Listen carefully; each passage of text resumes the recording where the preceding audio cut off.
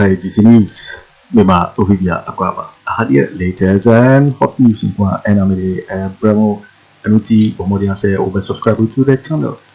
You over have say over click the subscribe button. Now what belly notification when sa new video be upload no. When the first person I was at the can video.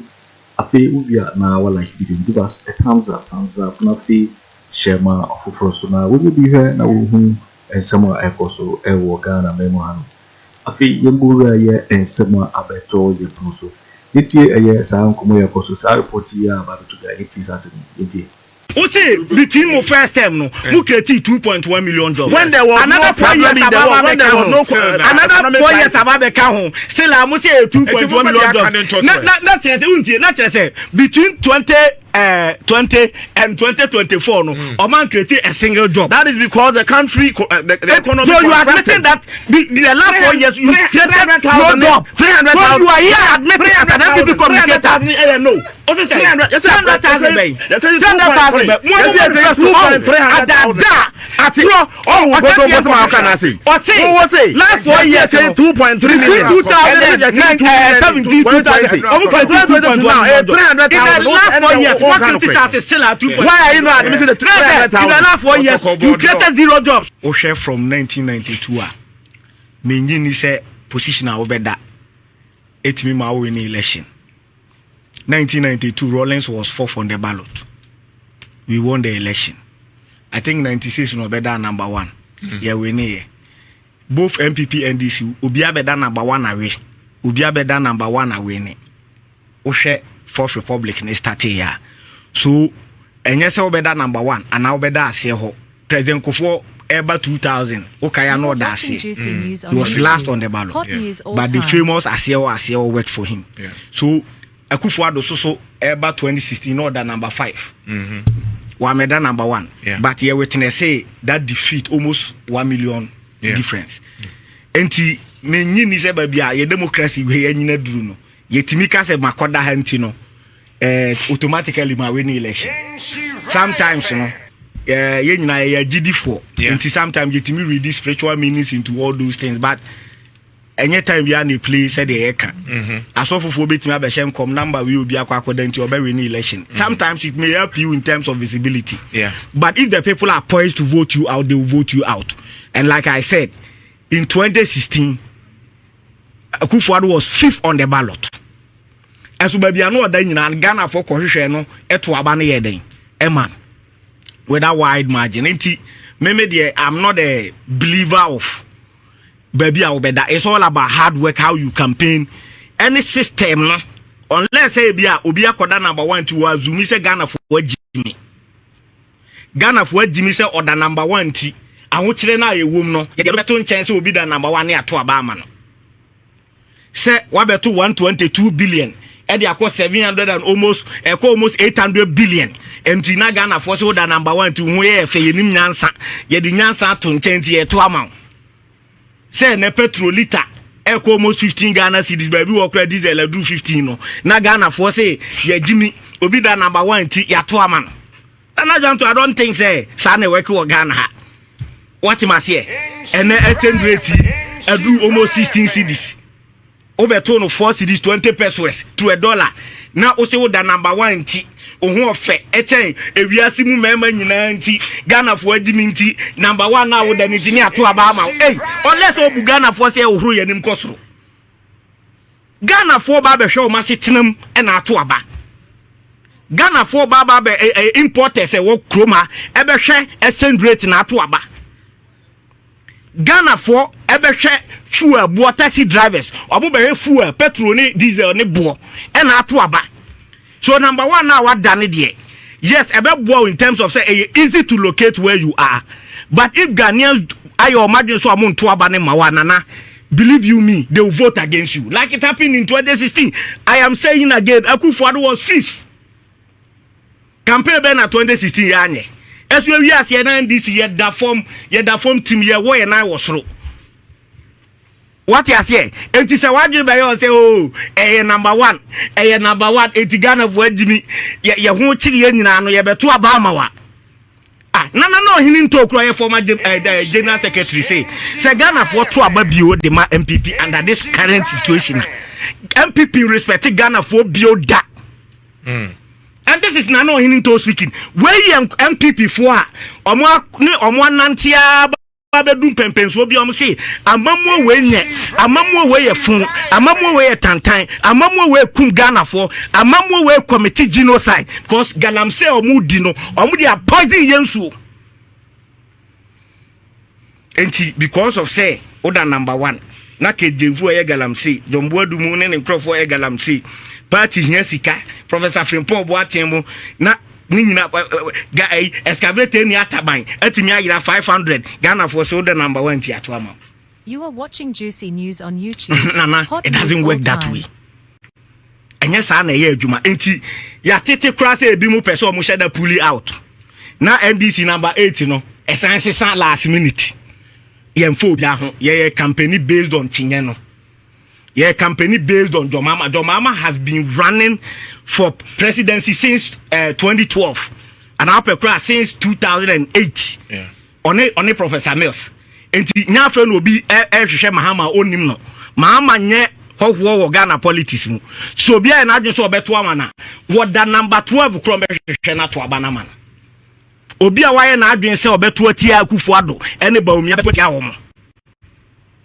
Enti ebe take obi a won dan te politics ase na obeha no say because we are number 1 on the ballot chin automatic ya win election. It doesn't work that way. Say all the spiritual you kura bam kura dia hey I know the number 8 musimu break the 8 ya ba be that 8 stop 8 no dey make us what ya be that 8 ba be stop 8 no o hwe dey na ye to aban so ye memenda Mahama san ye kwame. And to say, Castle Universe support you will be on that day. Maybe Dana you talk about one like a universe, but if spirituality is anything to go by. So what you say? Maybe that's also essentially you're connected to the planet Saturn. Saturn so you're number 8. You can check. You normal making now. You can check, verify it on your phone. Saturn so you're number 8 in terms of numerology. And Mahamadu number 8. Number 8 then I to about so ye Saturday. Or no cross so the Kwame. Mwana moko for breaking the 8. Ama t-shirt na campus is here. Breaking the 8 t-shirt na campus o mutimi vampi. After no be fufro. Omo de be be say 2016 omo de nyom no NAPO na celebrate here. And this time you be interchanging ya di breaking the 8 t-shirt. What you say? Wow. Enti no any problem. What you say? But me pese NDC for edition trim say let us campaign based on our symbols. Let us campaign on the legacy of John Mahama. Na ya educate your supporters ni ye say okwa hwehwe babia chinye no ene babia John Mahama yeden. At that period, we feel say when number 8 nti wa will say wasem. Nana. Now, when the man ka kesi bia ma membra Kwame Nkrumah asem no so. Me too.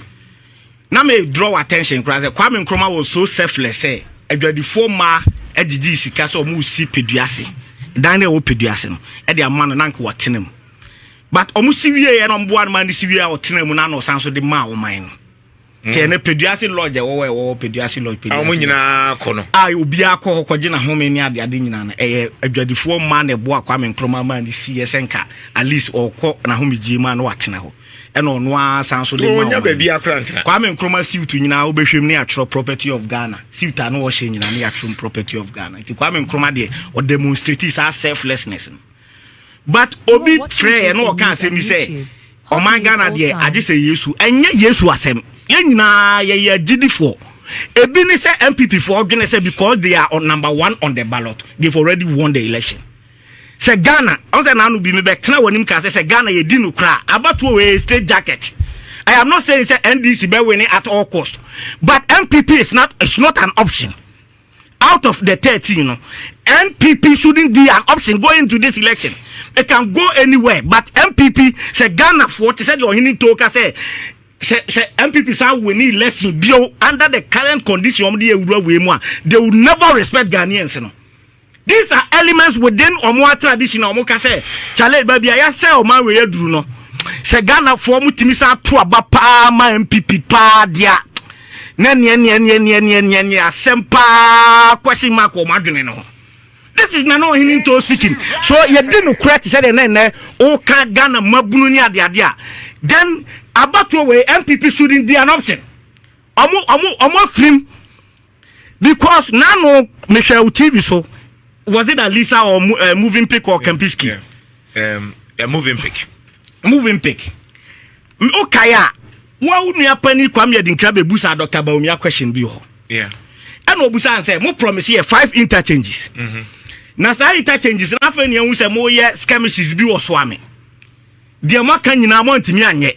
Eti Dr. Bawumia, say, wona Obabe Jina Ama MPP as president next year. Boy, and who bana say, boss say, you are committed to building some interchanges in this Oba. Was another question? Dear no kai, or see another mediation punsa.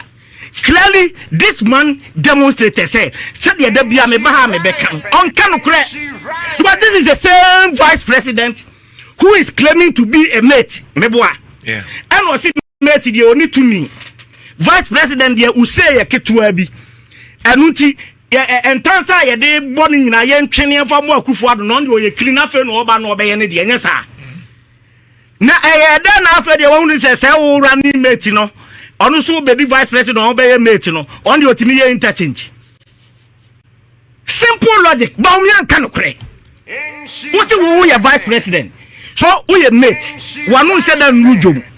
The Akufo Addo pen way is that not there? Yeah. But after you see your interchanges, say about as president, who say about as president, say, Unya Kwenyanwa, interchange fight, no better. Was the another Mayas and Opoku. Knowing very well, said the old canny and credit. Now, possibly to Nidia and Uncle Drujum. Now, say, oh, boy, interchange no one yet. It's a Kobusana pa. Now, possibly I say, Bo, money say vice for the mate. Yeah, mate. 20 million interchange. And 20 million, Nanya Bawumia King. Maybe your man a cool driver. Debbie. Just say Bawumia Mayati, say. One no way You are mate. watching Juicy News on YouTube. Na no enu Hot news job. all time. Enti se o promise bi kura na hodu na. Oye mate nti na oye vice keke nti wantimi anya enye hwe ye mfa nche no. Enya sa na woka. Ena asanteman Kwame Dinkra bebusa se asanteman mo de ka 5 interchanges. Enfia wotwe ne mo antimi anya afre na mo ye skirmishes so am run about. Ama trafficker e se e bo hokura nya asem ketua ye ne na musa. Enti wo se o bepe o mampani akonwa na didia una afre de wo pe seat na akata atena so abe driver enti wo Dr. Mahamadu Bawumia say bo say interchanges no o ba committee hu say o be ba be yama asante man yes ah question no one person obey enti wo se yan ye me yes na pokon no invite wo say omo anya na postu be ba be ka say mo ni tua asante man mo de hye na me metu Vice the only see any to me bia said the Dr. Mahamadu Bawumia can timanya enya hwe senya sa na opeso o kire so dia. Then on the flip side enu sa affirm me position said Dr. Bawumia kan kure because onim say we vice president wanu duru dwom otherwise on ka say 5 interchanges. These are monumental projects me dia se na punsa 2 minutes minim sa wati masia se oni eni tirimu say we vice president utimi ye bibia anka unkoyi monumental projects such as 5 interchanges say o dey sell vice nsa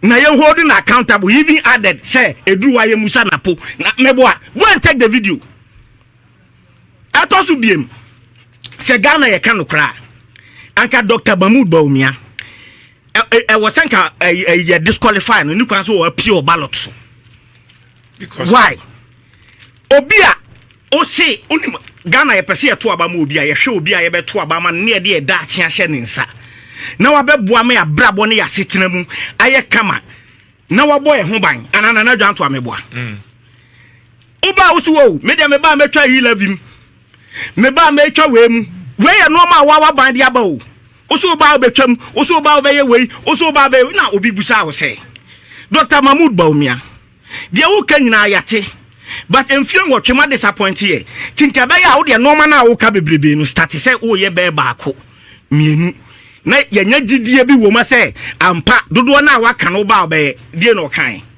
What you na me bana me start say me year free one am ho tom sisi ya me be di president e de na me ye. Na na twantoa imagine say John Mahama pa na se bu afri na numu ba ya. So obi abusa John Mahama question say John Mahama woni to adi hunu nyina no. Ye person ka be start ye ba ku mienu na ga na fonke ho nto ye kakra. Ne ho to ya yetimi agina so ato aba ma wo. E no koka say na me ye ma musisi na mo ho to mo a me ba power de na me ya. Anka ga na dan yabutu. Ki ye di Mahama tembe di na fida. And I am saying say based on Dr. Bawumia answer alone. Say ye level flow because who are by mu ye way nanka ye ho nto ye kakra. Said the baya oba no abeto ade wa kan so no one timi aka say oh na me expect so beka say me kra me ye mate ntimi nye mo for 2 minutes me answer but o say hot news all time me ye ni sisie ya me ba de na me ni say owo tumi owo akonya ni say nko betimi aye but o believe say Ghana for ye Jimmy. Thank you. Me see from o believe say Ghana for 30 seconds o believe say ye Jimmy ya rational enti wahwe ye nima ka kire ye say o de mo ho nkire mo ho nkire mo for the next few months mun tena ho kire nim mo fa so anhye importers mun ko so amoka fuwa no attack da mun ko so antoni sa nyahwe na mo de 2 minimum mo ansa na say now on sacrifice the welfare against only parochial interest ade ni mbo atimpa cho brem NPP communication team yes may draw inference on between Ghana Yamanyo Semayenha and I'm a follow US for almost election. Ebi na the men who say Amanyo for irrespective of baby and Nipano and found one environments where when say Jamakasana a Baku. Osha US Kamala Harris, our US vice president or contest for president, said the Hasi Obagan Hasia, Dr. Bawumia, a contest for president. Sansona, former President Trump. And also contest was Saba back abuse said the Obagan has a former President Mahama episode ban. Na Usha Sani Panamo fear no person Banmodi Mampany Pempers almost have a one. Almost instead of some propose solutions to the challenges because challenges every country be irrespective of how advanced you are, definitely new challenges will come up. And instead of say Mampany Mahama and the NDC. Likewise, Trump or US propose challenges to those solutions to those challenges now they are just running on those challenges. And but the question Ghana need be say what is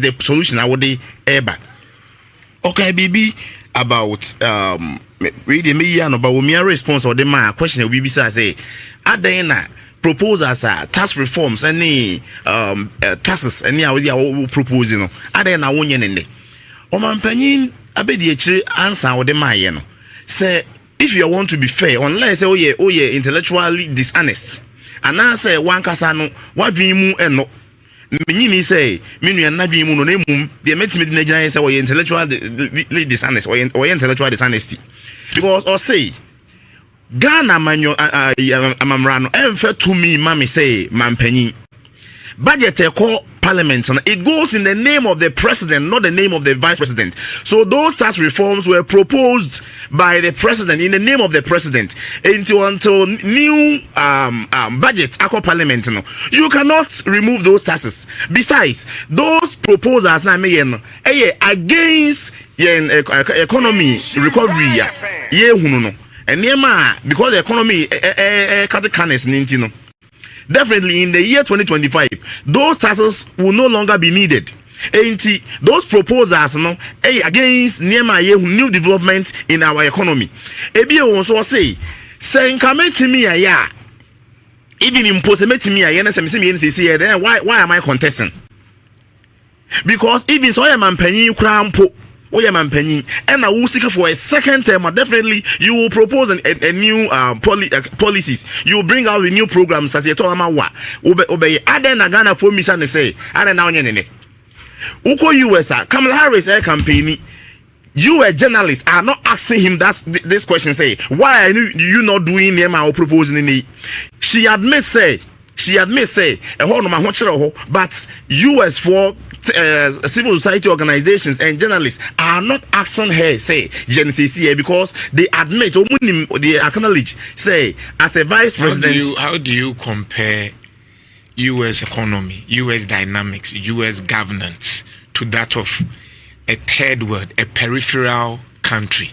You are talking about a core country as against a peripheral, and you know that in terms of GDP, in terms of economic, and in terms of the dynamics, as a sacra, the only thing you can talk about is the I'm not drawing inference between the similarity between economies and but the politics. The politics and the narrative no one the politics said the man politics I was in Central for Musanisa, but the Honor Central for Kwai Mufa Subusa certain because omo key issues key issues. The similarities they say more challenges yes what challenges but that challenges need to say challenges. However it is, no matter however it is, a challenges are face important to them. Can resolve it. Say the answer challenges are why you resolving it, but they are not telling Kamala say only the CCA. They know say as a vice president you have limitations. I remember number na ikoyi so you call your ballot in Nyamiada Roma number 1. Right. But said the mayor will agree with for J say the position now what know what matters any in some here Ghana for policy proposals are what they are in your manifesto how it will be able to resolve or solve the challenges at for no face. That is what can say we go for the people and the mama for na but say what they are not on China. Dr. Bawumia number 1 in Ghana politics. He is the first Northerner to lead the NPP. Right. In their list, and they are significant. He is the first. Yeah. It was either number 1 on the ballot. Aside that, he will be the first Muslim to be the president of Ghana. Right. And we are number 1. Not than Kenya, he is the first vice president. Our leader. Liman not a Muslim. Liman was not a Muslim. Liman was not a Muslim. Please confirm for me, team. Liman, was he a Christian or a Muslim? Please confirm for me. Liman. Yeah. That aside, he is the first vice president to lead the MPP in any major election. Said the at least the first and significant in that order. But I don't know that I always talk about Mikrum. Me free farming community. It took me free Jankoba. Okay. Jankoba. Enti to the biana me politics na me call local say me krom honom no what da nema be ni hia me maame abreje mfu aza abre oni kodi nkomo ade ni hia no honom anti e ma na hwe ho de ato aba in the part ni nema no oba no enye number 1 and number 2 ono de ohwe ani mu no say ne ma ne nananom binom a ebi a ne first no enka obefre me say unua ya tawo eba Kofi Mensah secondary school ebi a pesca bra ne mfa M1 no ne ade no enne me maame on frɛ bibi unti say ska na me de akoma no de ato aduane adi enti eno no hia no sa phrases na aboa ma ono ne ho ato no mi mfa ne ha meto no so eno afrɛ me enti eno no obehwɛ ho de ayede ato abo phrases ho ban ne kwan a say na ya ema yemfa on namun futuro so Emma Niaba betime free Jankoba ne trebom ne nema be kumase beton ama sika ba ekuafo botum no eno eho no behwe ho ato aba enti adema nema be na Dr. Bawumia ka ho asem ye ka about high cost of living admittedly a global because no na me share video be about US one of the why are you using US US for minimum wage or margin why are you using US so ka say global I know na de bia na business mo ka say global ho che global Togo nyoma bo nya den Cote d'Ivoire nyoma mo in fact Cote d'Ivoire kan me use because mo aban use Cote d'Ivoire nyoma bo nya den Cote d'Ivoire Morocco nyoma bo nya den UAE eno me braba ko Dubai or say dollar and the net here last 5 years no ko Dubai at the same thing until how can the global now show US in na enye US nkwa na London nkwa na ya bruchiri na just I believe say me say me time now of no we admire. No, I have the right to ask a question when you come out with any you be na menti ase dia mebem I don't want me nuen kasa no me say one heckling the ono kan na don't you see why you say I'm heckling I'm only asking a question you say that but I know we will fact check you so we can't be fact check it was now we can say global na I want you know we can global na mpesa meti ase me say I want to any global anya me na make. Okay. And that's how US or no senator na the Republicans say campaign they make it say I want to US na Biden Harrison. Okay. And all culture obisa the Republicans say would you this I want to a global was I and now this is it is linked to something called the global phenomenon friend of COVID-19 global pandemic. I was saying what is the difference? So omonoji tum say I want to global bagana has say say Akufo Addo ne Bawumia na ma ho kyerɛ ba ha sei. So say no crampa and then what the policy proposals a bit me ama sa ho kyerɛ ba fom. And on the area, Dr. Bawumia say, okay, let's introduce new tax reforms. Yeah, matters amnesty. Say be businesses, new businesses will be able to establish production cost at the same time. So not me produce no more expand they will be able to create employment. Yeah, corporate autonomy. Yeah, more. Now you introduce flat rates. Say be so because crane bad there should be certainty. And you have charging in dollars. Now say dollars no assessment. Say be bia betimi import man ho hare no. And you man be kroma. Enam say importers ho hare wo munti ne mabon so be ba form. At the same time fuel cost any a friend say ma transport boyedin. You introduce electric vehicles famra. So these are reforms that geared towards reducing cost of living. And what is the opponent no proposing? And then the worker and go get any 24-hour disco, 24-hour nightclub, and no resolve challenge in our worker. So you are just running on the challenges, but not proposing any solutions. I did solve it. It's Ghana near all share one ban any number would that. No more say, your campaign would track record the new general Samana who is a Wasama who can imagine what the one.